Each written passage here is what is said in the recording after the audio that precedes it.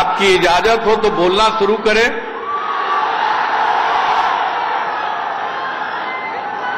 स्वाभिमान रैली की अध्यक्षता कर रहे बिहार प्रदेश जनता दल यू के अध्यक्ष और माननीय सांसद आदरणीय वशिष्ठ भाई, मंच पर विराजमान कांग्रेस की राष्ट्रीय अध्यक्ष आदरणीय सोनिया गांधी जी, राष्ट्रीय जनता दल के राष्ट्रीय अध्यक्ष आदरणीय लालू जी, जनता दल यू के राष्ट्रीय अध्यक्ष आदरणीय शरद जी, समाजवादी पार्टी के नेता और यूपी सरकार के माननीय मंत्री माननीय शिवपाल सिंह यादव जी, बिहार की पूर्व मुख्यमंत्री आदरणीय राबड़ी देवी जी,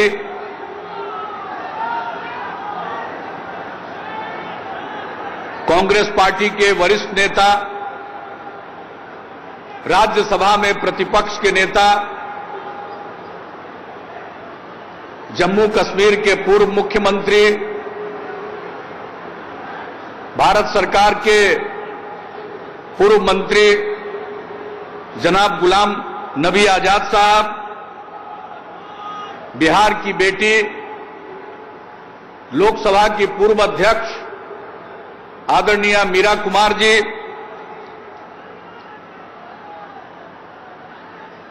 कांग्रेस पार्टी के वरिष्ठ नेता श्री सीपी जोशी जी, राष्ट्रीय जनता दल के प्रदेश अध्यक्ष श्री रामचंद्र पूर्वे जी, प्रदेश कांग्रेस कमेटी के अध्यक्ष श्री अशोक चौधरी जी, मंच पर विराजमान समाजवादी पार्टी के प्रदेश अध्यक्ष श्री रामचंद्र यादव जी, यहां उपस्थित सभी माननीय मंत्रीगण, सांसदगण, विधायकगण, विधान पार्षदगण, महागठबंधन के चारों घटक दलों के यहां उपस्थित सभी सम्मानित नेतागण,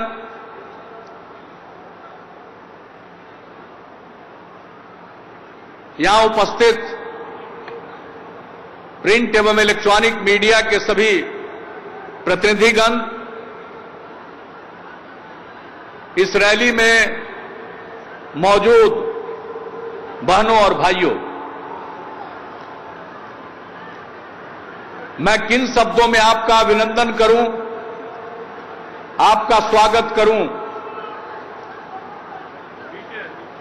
रैली आज, स्वाभिमान रैली आज 11 बजे से प्रारंभ होने वाली थी और गांधी मैदान को कौन कहे, पूरे पटना को आपने पाट दिया, उसके पहले ही पाट दिया।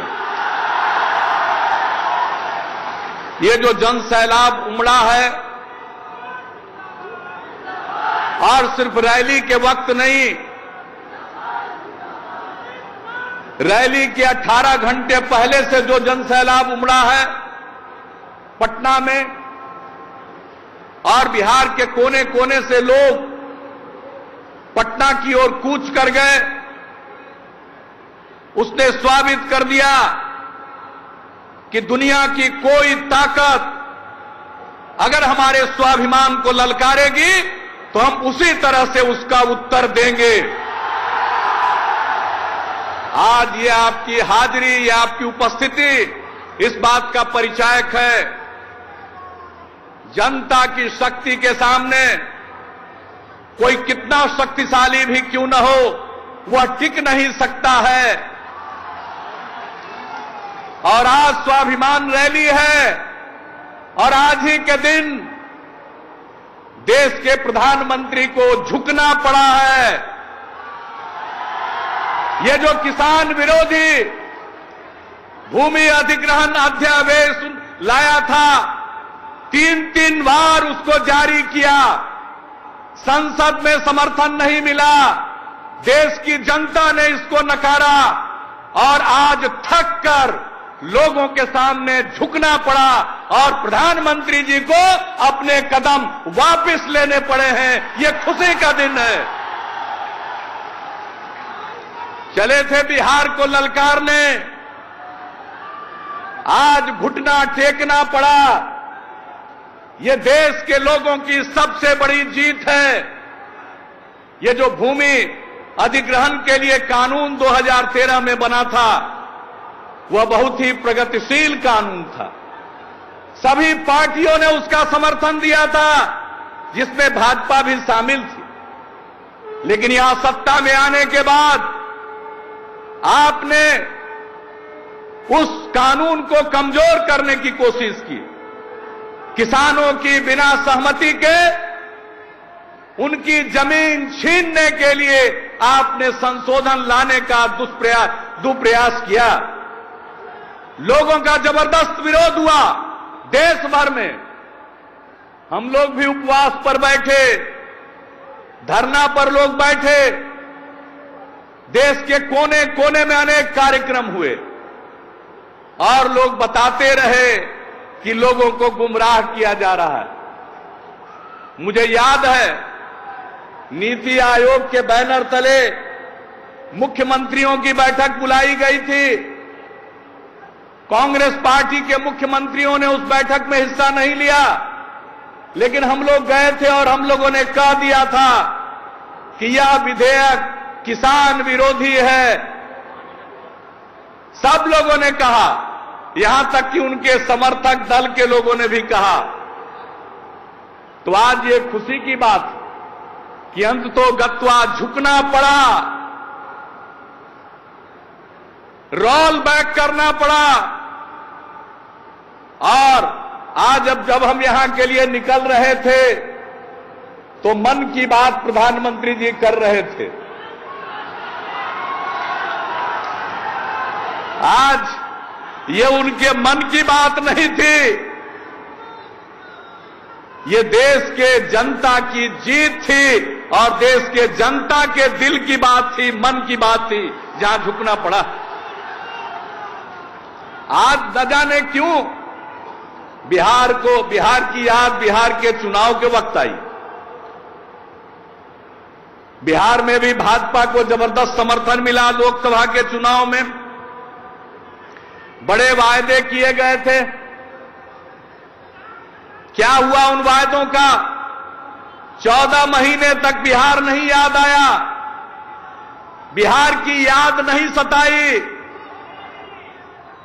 14 महीने के बाद जब चुनाव आ गया तो बिहार की याद आने लगी और कहने लगे कि आपका समर्थन चाहिए। अरे बिहार के लोगों ने तो लोकसभा के चुनाव में झांसे में पड़ के आपका समर्थन कर ही दिया था, तो फिर क्यों समर्थन चाहिए? जो जो वायदे किए, कोई वायदा पूरा नहीं हुआ। सब लोगों ने चर्चा की, काला धन वापस लाएंगे, हर गरीब को मुफ्त में 15 से 20 लाख रुपए यूं ही मिल जाएंगे। लोगों के मन में लड्डू फूटने लगे। क्या फर्क पड़ता है, एक बार फूल का ही बटन दबा दो, 15-20 लाख रुपया तो मिल जाएगा। मिली एक पाई नहीं। सरकारी कर्मचारियों को भी फुसलाया गया, कहा गया कि आप सरकारी सेवक हैं, जो काला धन आएगा उसका भी 5-10% आप लोगों को दे देंगे। हर सरकारी कर्मचारी, चाहे वो पैरामिलिट्री फोर्स का हो, राज्य में नौकरी करता हो, सब झांसे में आ गए, सब झांसे में आ गए। चारों तरफ से वोट मिल गया, वोट लिया, भूल गए। और उसके बाद एक दिन मन की बात, और इनके पार्टी के राष्ट्रीय अध्यक्ष राजनाथ सिंह जी क्या बोलते थे, 100 दिन के अंदर जो विदेश में पड़ा हुआ है काला धन देश में आएगा। 15 महीना बीत गया। ठीक कहा मैडम सोनिया जी ने, अपने कार्यकाल का 1/4 हिस्सा समाप्त कर चुके, एक वायदे को नहीं निभाया। चारों तरफ युवाओं में आकर्षण पैदा हुआ, नौकरी मिलेगी। क्या हुआ? नौकरी मिली? कहे 1 करोड़ 2 करोड़ युवाओं को हर साल नौकरी मिलेगी, सरकारी क्षेत्र में और निजी क्षेत्र में मिलाकर। पता है, सरकारी आंकड़ों के मुताबिक 2,83,000 ही रोजगार पैदा हो सके। जो वादा किया उसका 1%। अब आप कल्पना करिए, जब चारों तरफ हंगामा होने लगा, बीजेपी के लोगों से, बीजेपी के नेताओं से लोग पूछने लगे, काला धन कब दीजिएगा? नगद दीजिएगा कि चेक से दीजिएगा कि जनधन खाता खुला है उसे अकाउंट में डालिएगा? जनधन खाता 17.5 करोड़ से भी ज्यादा खाता खुल गया। खूब ढिंडोरा पीटा जा रहा है और मालूम है आधे से ज्यादा खाते निष्क्रिय हैं। यह हालत है। क्या वायदे किए जाते हैं? अरे भाई, जनधन खाता खुलवा दिए थे, कहा था कि हर गरीब को 15 से 20 लाख मुफ्त में यूं ही मिल जाएंगे। माना सब पैसा वापस लाने में समय लगता, लेकिन बोहनी तो कर देते। मत देते 15-20 लाख, 15-20 हजार रुपया ही सब खाता में डलवा करके बोहनी तो कर देते, तब लोग आपके वायदों पर यकीन भी करते। अब कौन यकीन करे आपके वायदों पर? आपके राष्ट्रीय अध्यक्ष ने कह दिया वह तो जुमला था, चुनाव में कहिए ये करेंगे वो करेंगे और चुनाव के बाद कहिए जुमला था। तो बिहार को 1,25,00,000 का पैकेज, मैंने इसका खुलासा कर दिया। 1,25,00,000 में से 1,08,00,000 पुराना है और स्कीम वाइज हमने बता दिया कब इसकी मंजूरी हुई। 87% पुराना, रीपैकेजिंग कर रहे हैं, कह रहे हैं पैकेज दे रहे हैं, बाद में कहेंगे ये भी जुमला था।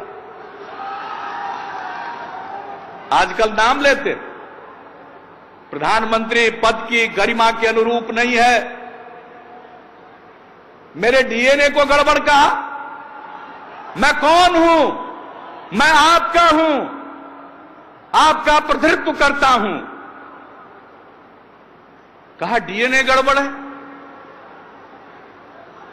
आज बिहार के लोग अपना अपना बाल और नाखून काट करके डीएनए जांच के लिए अपना सैंपल इकट्ठा कर रहे हैं और हमको बताया है कि कल से प्रधानमंत्री जी के कार्यालय में डीएनए टेस्ट के लिए सैंपल भेजा जाना शुरू हो जाएगा कि जांच करा दीजिए। हमारा डीएनए गड़बड़ है, गड़बड़ है डीएनए। अरे जो बिहार का इतिहास है वो सिर्फ देश का इतिहास नहीं है, कई मायनों में मानव सभ्यता का इतिहास है और हमारा डीएनए गड़बड़। भगवान बुद्ध को ज्ञान प्राप्त कराने वाली धरती, भगवान महावीर की धरती, किनकी धरती? गुरु गोविंद सिंह का जन्म। भगवान बुद्ध को ज्ञान प्राप्त कराने वाली धरती, भगवान महावीर की धरती, किनकी धरती? गुरु गोविंद सिंह का जन्म स्थान। चाणक्य ने यहां से अर्थशास्त्र लिखा, आर्यभट्ट ने खगोल विद्या की रचना की, दुनिया को शून्य दिया। ये वो बिहार है और इसका डीएनए खराब, डीएनए खराब। हमारा डीएनए वही है जो हर बिहारी का डीएनए है। हमारा कोई अलग से डीएनए नहीं है। ये वही बिहार है। जब यूरोप के लोग जंगलों में भटक रहे थे, दुनिया के लोग नालंदा में ज्ञान प्राप्त करने के लिए आ रहे थे। नालंदा विश्वविद्यालय, विक्रमशिला विश्वविद्यालय यही था। हमारा डीएनए गड़बड़। दुनिया को ज्ञान देने वाली जगह में पैदा हुआ व्यक्ति का डीएनए गड़बड़ है। इस प्रकार की भाषा चंद्रगुप्त मौर्य उन्होंने यहीं से शासन किया। सम्राट अशोक यहीं के थे। आज जो देश के तिरंगा में चक्र है वो किसका है? इसी पाटलिपुत्र से निकला था। और कहते हो मेरा डीएनए खराब है। अरे मेरा डीएनए तो वही है जो बिहार की माटी का है। वीर कुंवर सिंह की धरती। बापू ने चंपारण सत्याग्रह का नेतृत्व किया। आजादी की लड़ाई एक जन आंदोलन में परिणत हुई। यहीं के राजेंद्र बाबू, यहीं के बाबू जगजीवन राम, यहां के जेपी ने, जो 1942 के क्रांति के नायक थे, भारत छोड़ो आंदोलन के बाद बापू समेत तमाम कांग्रेस के शीर्ष नेता जेलों में बंद कर दिए गए थे। जेपी जेल तोड़कर बाहर निकले और लोहिया जी और अन्य अपने साथियों के साथ मिलकर भूमिगत आंदोलन चलाया, भारत छोड़ो आंदोलन। वो जेपी जिन्होंने इसी गांधी मैदान से संपूर्ण क्रांति का आह्वान किया था। यह उनकी धरती। मेरा डीएनए गड़बड़ है। इसी बिहार ने देश को पहला राष्ट्रपति दिया। हमारा डीएनए गड़बड़। अब यह चुनौती दी है बिहार के लोगों को। हमारे स्वाभिमान को ललकारा है। वो मुझको कहते हैं अहंकारी है। अहंकार मेरे खून में नहीं है, लेकिन रोम रोम रग रग में स्वाभिमान है। उसके साथ हम कोई सौदा नहीं कर सकते। हम लोग स्वाभिमानी, गरीब हो सकते हैं। मैं तो एक स्वतंत्रता सेनानी के परिवार में पैदा हुआ। हमारे डीएनए को वो चुनौती देते हैं जिनके पूर्वजों का देश की आजादी की लड़ाई में कोई योगदान नहीं था। वो हमारे डीएनए को चुनौती देते हैं।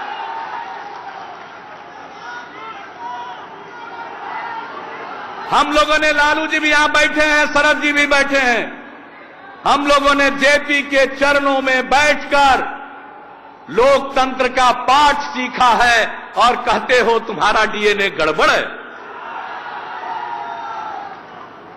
जो मन में आए बोलेंगे। ये लालू जी को देखते ही कहते जंगल राज आएगा, जंगल राज आएगा। और राष्ट्रीय जनता दल का नामकरण करते हैं। रोजाना जंगल राज का डर। जनता दलियों को बात का नामकरण करते हैं जनता का दमन और उत्पीड़न। मैं उनको बताना चाहता हूं किस आधार पर कह रहे हो जंगल राज? आज बिहार में कानून का राज है और जब कानून का पालन किया जाता है तो बीजेपी के दफ्तर में तीनों पार्टी के प्रदेश अध्यक्ष बैठकर ऐलान करते हैं मेरा छाती तोड़ देंगे। मुख्यमंत्री के छाती को तोड़ने की धमकी देते हैं बीजेपी के दफ्तर में प्रेस कॉन्फ्रेंस करके। और जो आदमी इस भाषा का प्रयोग करता है उसके बारे में आदरणीय प्रधानमंत्री जी पटना आकर कहते हैं मेरे प्रिय मित्र, मुख्यमंत्री की छाती तोड़ने वाला प्रधानमंत्री जी आपका प्रिय मित्र होता है और आप लालू जी को देखकर कहते हैं जंगल राज। मुख्यमंत्री की छाती तोड़ने की धमकी देना भाजपा के दफ्तर से, ये मंगल राज है? ये कौन सा राज? ये कौन सी बात करते हो? प्रधानमंत्री आए और एक अपराध का जिक्र उन्होंने कर दिया। बिहार में एक व्यक्ति की, एक युवा की हत्या हो गई। पुलिस ने पूरे मामले की तहकीकात कर ली। जिनका नाम पड़ा और छानबीन के दौरान, इन्वेस्टिगेशन के दौरान जिन लोगों के नाम आए उनको भी पकड़ा। और जो बात उभर कर सामने आ रही है, भाई हत्या हुई, हत्यारे पकड़े जाते हैं, लेकिन जरा ठीक से प्रधानमंत्री जी जान लीजिए, जिनकी हत्या होती है और जो हत्या की साजिश रचते हैं, जरा ठीक से पता लगा लीजिएगा, दोनों आप ही के लोग थे। हम पर आरोप लगाते। अरे कानून का राज है, ये बात करते हैं। हमारे यहां अपराध की संख्या बढ़ रही है। आए दिन दिल्ली से जितने मंत्री हैं सब पटना चले आते हैं। लगता है देश की राजधानी दिल्ली से शिफ्ट कर गई है पटना में। इतने मंत्री आते हैं और हर दिन कुछ ना कुछ बोलते रहते हैं दिन भर। और जब प्रधानमंत्री जी ही बोल दिए, अपराध के आंकड़ों का उल्लेख कर दिया, मैं उनको बता देना चाहता हूं, अपराध के जो आंकड़े आप दिखलाते हैं तो सुनने का भी धैर्य रखिएगा, क्योंकि बड़ा मजाक चला। जब नए प्रधानमंत्री बने तो क्षमा मांगते हुए व्हाट्सएप पर हमने देखा मैसेज कि पहले वाले बोलते नहीं हैं, अभी वाले सुनते नहीं। पहले वाले कम बोलते थे, आदत थी उनकी कम बोलने की। ये आए हैं सिर्फ बोलते ही रहते हैं, किसी का सुनते ही नहीं। तो आज हम सुनाना चाहते हैं, जरा अपराध के दर के बारे में उनको सुनाना चाहते हैं, क्योंकि यही तो आरोप लगाते हैं और लालू जी को दिखाकर कहते हैं जंगल राज आ रहा। अरे कोई जंगल राज नहीं आ रहा है, गरीब गुरबा जग गया है, अब आपकी दाल नहीं गलने वाली है। मैं मुख्यमंत्री हूं, आज हमारी सरकार चल रही है आरजेडी और कांग्रेस पार्टी के समर्थन के बदौलत। आज तक एक भी काम लालू जी ने नहीं कहा है कि फला अपराधी को छोड़ दो और ये गैर कानूनी काम कर दो। जब उन्होंने किसी को कानून के खिलाफ कोई सिफारिश ही नहीं की, तो इस प्रकार का आरोप लगाना, इससे बढ़कर के कोई दूसरी बेईमानी नहीं हो सकती है। मैं पूरी जवाबदेही के साथ कह रहा हूं इस बात को। मेरा तजुर्बा है, इसलिए बिहार की जनता चैन से रहे, निश्चिंत रहे। जंगल राज आ गया। कौन आदमी जिस समय जरूरत पड़ती है घर से बाहर काम के लिए नहीं निकल रहा, महिलाएं शाम में नहीं निकल रही हैं, है कोई ऐसा उदाहरण? कोई उदाहरण नहीं। लेकिन एक झूठ का प्रचार, ये सब हिटलर के प्रचार मंत्री गोएबल्स के अनुयायी हैं, जिसका सिद्धांत था एक झूठ को बार बार दोहराओ सच का रूप धारण कर लेगा। रोज झूठ बोल रहे, अपराध बढ़ रहा है, अपराध बढ़ रहा है। अरे कहां बढ़ रहा है अपराध? अपराध तो सब जगह होते, लेकिन अपराध कहां ज्यादा कहां कम हो रहे हैं, इसको मापने का कोई मापदंड होगा। 1 लाख की आबादी पर 1 लाख की आबादी पर कितने अपराध हो रहे हैं देश भर में औसतन, दूसरे राज्यों में और बिहार में कितने?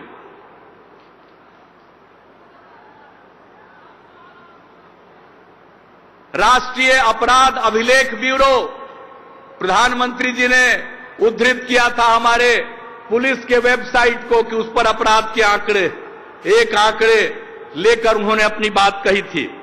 मैं भारत सरकार का जो राष्ट्रीय अपराध अभिलेख ब्यूरो है, 2014 के जो आंकड़े प्रकाशित हैं, जिसमें कुल संज्ञेय अपराधों का राष्ट्रीय औसत दर यानी कुल संज्ञेय अपराध प्रति लाख जनसंख्या 229.2 है। दिल्ली में राष्ट्रीय औसत 229, दिल्ली में 767। दिल्ली की पुलिस किनके हाथ में? केंद्र सरकार के हाथ में। तो दिल्ली का हाल ले लीजिए, नाक के नीचे 56 इंच का, नाक के नीचे दिल्ली में अपराध का दर है 767.4। मध्य प्रदेश, व्यापम वाला प्रदेश, 358.8। हरियाणा 298.2। छत्तीसगढ़ 229.7। गुजरात अपना वाला जो मॉडल देश में है 213.3। महाराष्ट्र 212.3 और बिहार का नंबर 22वें पर है, यहां है 174.2। अरे बताइए भाजपा के लोगों, 1 लाख की आबादी पर अपराध दर जिसका राष्ट्रीय औसत 229 है, बिहार का नंबर 22वां 174 है। ये जंगल राज है। तो आपका महाराष्ट्र, गुजरात, छत्तीसगढ़, हरियाणा, मध्य प्रदेश और दिल्ली क्या? पहला स्थान दिल्ली, तीसरा स्थान मध्य प्रदेश, चौथा स्थान हरियाणा। क्या हाल है? किनका शासन? किनके हाथ में है कानून व्यवस्था? अब फैसला कर लीजिए। कहते हैं लालू जी के आने से जंगल राज, आई सब जगह पर है मंगल राज। अब हम कितना बतावें, समय लगेगा, ज्यादा समय लग जाएगा। सब प्रकार के आंकड़े हैं, लेकिन एक आंकड़ा, महिलाओं के विरुद्ध अपराध, बिहार देश में 26वें स्थान पर है, दिल्ली फिर पहला, मध्य प्रदेश छठा। अब आप कल्पना करिए, महिलाएं यहां उनके राज्य की तुलना में बहुत ज्यादा सुरक्षित, प्रति लाख की आबादी पर अपराध का दर कम। आलोचना हमारी तो इस प्रकार के भ्रम को फैलाकर ये कुछ भी कह सकते, इसलिए सचेत होना। एक चीज मैं कहकर दूसरी बातों की चर्चा करके अपनी बात जल्दी से जल्दी समेटना चाहूंगा। एक बात प्रधानमंत्री जी ने कह दिया, इसी साल का उदाहरण देकर कि जनवरी के तुलना में जून में अपराध बिहार में ज्यादा बढ़ गया। हमने पूरे बिहार का आंकड़ा देखा, वर्षों वर्षों का आंकड़ा देखा, देश का आंकड़ा देखा, तो हमने ट्रेंड देखा कि गर्मी में कुछ अपराध बढ़ते, क्योंकि सबका दिमाग थोड़ा थोड़ा गर्म हो जाता। और उस बीच आप देखते होंगे, हम बार बार पुलिस वालों को कहते हैं कि जरा इन दिनों दिमाग गर्म होता है, ठीक से ठंडा कीजिए, हम ये बोलते रहते। लेकिन बताइए, मानो अनोखा बिहार हो, अनूठा बिहार हो। इसके बारे में हमने आंकड़े देखे, ठंडा कीजिए, हम ये बोलते रहते। लेकिन बताइए, मानो अनोखा बिहार हो, अनूठा बिहार हो। इसके बारे में हमने आंकड़े देखे, जनवरी की अपेक्षा जून में प्रत्येक वर्ष कुल संज्ञेय अपराधों की संख्या में हमेशा अधिकांश राज्यों में वृद्धि पाई गई है। जनवरी 2015 की अपेक्षा जून 2015 में बिहार का तो उल्लेख कर दिया आदरणीय प्रधानमंत्री जी ने, न राजस्थान का किया न मध्य प्रदेश के क्या किया। राजस्थान में जनवरी की तुलना में 43.22% की वृद्धि, मध्य प्रदेश में 39.6% की वृद्धि और हमारे यहां 34.4% की वृद्धि। अगर ये वृद्धि अनोखा है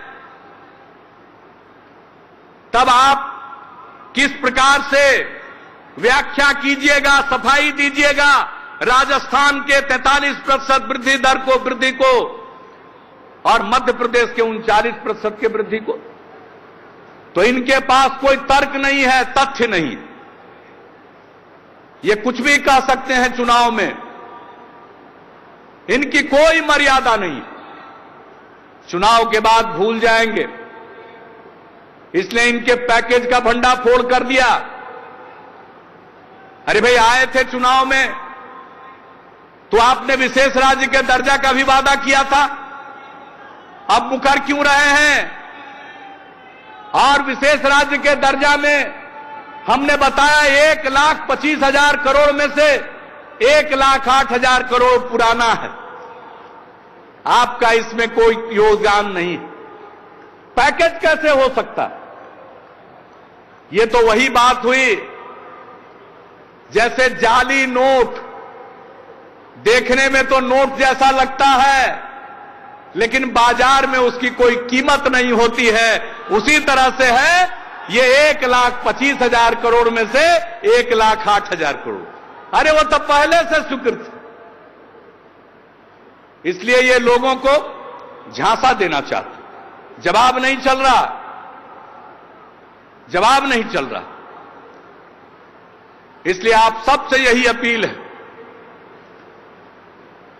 कि इनके वायदों पर यकीन नहीं। बिहार तरक्की कर रहा, सालाना विकास दर औसतन 10% है, हम आगे बढ़ रहे हैं,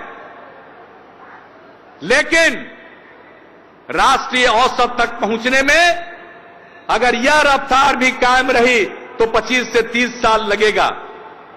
इसलिए लंबी छलांग लगाने के लिए हमें चाहिए विशेष राज्य का दर्जा, ताकि यहां निवेशकों को अनेक वर्षों तक कोई टैक्स न लगे, लोग पूंजी लगाएंगे, कल कारखाने खुलेंगे। और जब कल कारखाने खुलेंगे तो हमारे युवाओं को काम मिलेगा, उनको दूसरी जगह काम की तलाश में जाना नहीं पड़ेगा। मैं आपको विश्वास दिलाता हूं, आपके सहयोग से, समाज के हर तबके के सहयोग से, चाहे हिंदू हो या मुस्लिम, सिख हो या ईसाई, जैन हो या बौद्ध या पारसी, किसी धर्म मजहब के मानने वाले लोग हों, ऊंची जात के लोग हों, पिछड़े वर्ग के लोग हों, अति पिछड़े वर्ग के लोग हों, दलित समाज के हों, महादलित समाज के हों, स्त्री हो या पुरुष, सबके सहयोग से बिहार आगे बढ़ रहा है। आपका आशीर्वाद रहेगा, यह बिहार नई ऊंचाइयों को प्राप्त करेगा। हमारे लोग नौकरी और रोजगार की तलाश में बाहर नहीं जाएंगे, बाहर के लोग रोजगार की तलाश में बिहार आएंगे। वैसा बिहार बनेगा, जरूर बनेगा। और इसलिए हमने कहा है कि जो काम चल रहा है, चाहे कृषि रोड मैप का हो, कौशल विकास का हो, मिशन मानव विकास का हो, चाहे बुनियादी ढांचे के विकास का हो, बिजली हो, सड़क हो, पानी हो, स्वास्थ्य हो, शिक्षा हो, जो काम चल रहे हैं वो चलते रहेंगे। उसके अलावे हमने तय किया है कि उसके अलावे जो हम काम कर रहे हैं, हर लड़के को जो 12वीं कक्षा के बाद पढ़ना चाहेगा उसको स्टूडेंट क्रेडिट कार्ड मिलेगा। किसी बैंक से 4 लाख रुपए तक का ऋण ले सकता है आगे की पढ़ाई के लिए, और उसमें राज्य सरकार की तरफ से ब्याज में सब्सिडी दी जाएगी 3% की। यही नहीं, उसको आगे पढ़ने के लिए, आगे बढ़ने के लिए अगर कोई आदमी कहीं रोजगार तलाशना चाहता, तो उनके मां बाप को इतना पैसा नहीं है कि रोजगार तलाशने के लिए उसको ट्रेन का भाड़ा, बस का भाड़ा, वहां रहने का, खाने का पैसा दे। इसलिए हम लोग देंगे स्वयं सहायता भत्ता। रोजगार तलाशने के लिए कोई जाएगा 20 से 25 वर्ष की उम्र, कोई कौशल सीखना चाहेगा उसको कौशल सिखाएंगे। कोई उद्यम करना चाहेगा अपने पैरों पर खड़ा होने के लिए, उसके लिए 500 करोड़ रुपए का वेंचर कैपिटल फंड होगा। हर कॉलेज और यूनिवर्सिटी को मुफ्त वाईफाई से जोड़ दिया जाएगा। तो ये सब काम युवाओं के लिए हम लोग करेंगे। भाइयों को आज पुलिस की नौकरी में प्रतिशत दिया है हम लोग ने। सरकार की सरकारी नौकरियों में 5% महिलाओं को दिया जाए। आज हर घर को नल का पानी मयस्सर नहीं है। बिहार में 4% लोगों को नल का पानी मयस्सर है। यकीन मानिए, मौका दीजिए, अगले 5 साल में बिहार के हर घर में नल का पानी पहुंचा देंगे।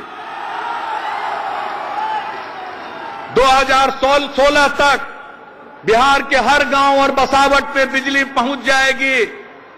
लेकिन उसके बाद सरकार के खर्चे से हर घर को बिजली का कनेक्शन हम लोग दे देंगे ताकि हर घर रोशन हो, चाहे बिजली हो।